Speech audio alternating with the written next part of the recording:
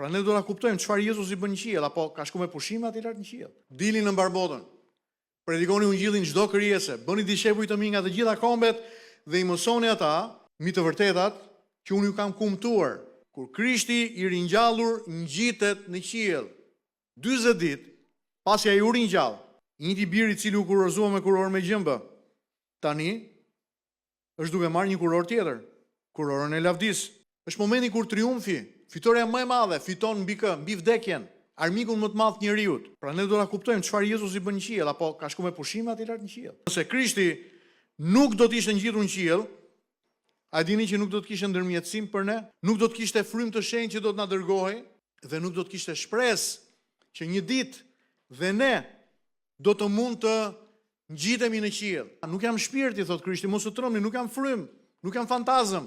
Shikoni shenja në duart e mia, në këmbët e mia. Këto shenja do të qëndrojnë si lapidar kujtimi për të gjithë ne, për të kujtuar gjithmonë që për shpëtimin ton dhe hyrjen ton në qiell, madje edhe për marrjen e trupit të ri, që nuk do të smuret kur, nuk do të plaket kur dhe nuk do të vdes kur, është paguar një çmim dhe ky çmim është paguar nga qingji i Zotit. Ngjitja e Krishtit në qiell, miqtë e mi, nuk është metaforë, por është prova se ekziston një botë tjetër. Të gjithë thirrën për shpëtim, por jo të gjithë shpëtohen, sepse vetëm pak zgjedhin. Ti thon Krishtit po. Ai ka fituar mbi vdekjen tonë. Ai ka mposhtur djallin. Ai ka marrë mëkatet tona mbi trupin e tij. Kputi prangat e ferrit, çarmatosi vdekjen dhe e zhveshi Satanin nga pushteti dhe autoriteti i tij. Kush është Jezusi për mua? Nga kjo premisë do të ndryshoj gjithçka. Çdo përqasje e jotja me betejat e tua toksore, sepse ti je në ushtrinë e fitimtarit, mbreti që ka fituar mbi armikun më të madh. Beteja finale është fituar. Krishti sundon. Ai drejton historinë. Ai mban universin.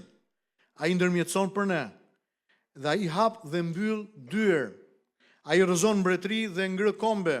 I njëjti Krishti i cili njeh lotët tuaj, anksin tuaj, vuajtjet tuaja, luftrat tuaja, betejat me të cilat përballeni si askush tjetër. Ngjitja e Krishtit në qiell plotson pikërisht këtë të vërtet, natyra njerëzore në trupin e Krishtit hyn në praninë e Atit.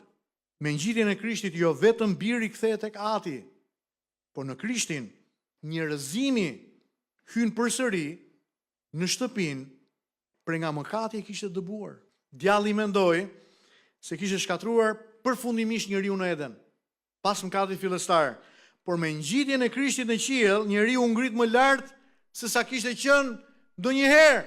Mbani besimin tuaj të thjeshtë dhe pa komplikime, të mbështetur dhe të rrënjosur tek Bibla, që premtimi i Krishtit është i vërtetë. Sa hape mbyll syt, thot Bibla.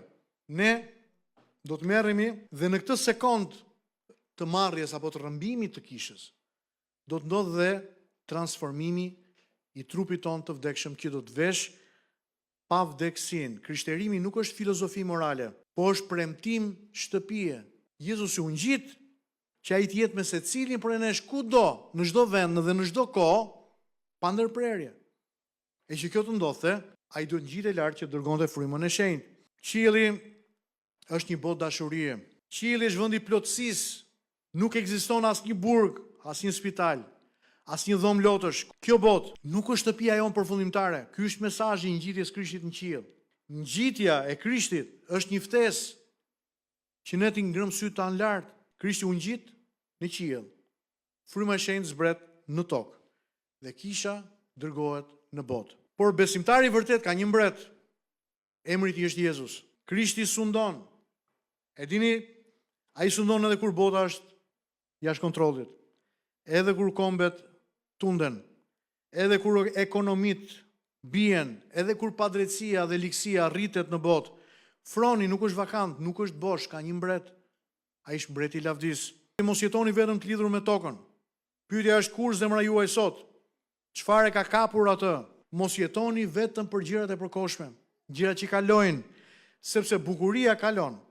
Rinia, fama, pushteti, trupi, por ai që bën vullnetin e Zotit mbetet për jetë. Jetoni me vetë dijen që Krishti do të kthehet, që historia nuk është duke ecur drejt kaosit, por në mënyrë të pa ndryshuesme drejt kthimit të mbretit.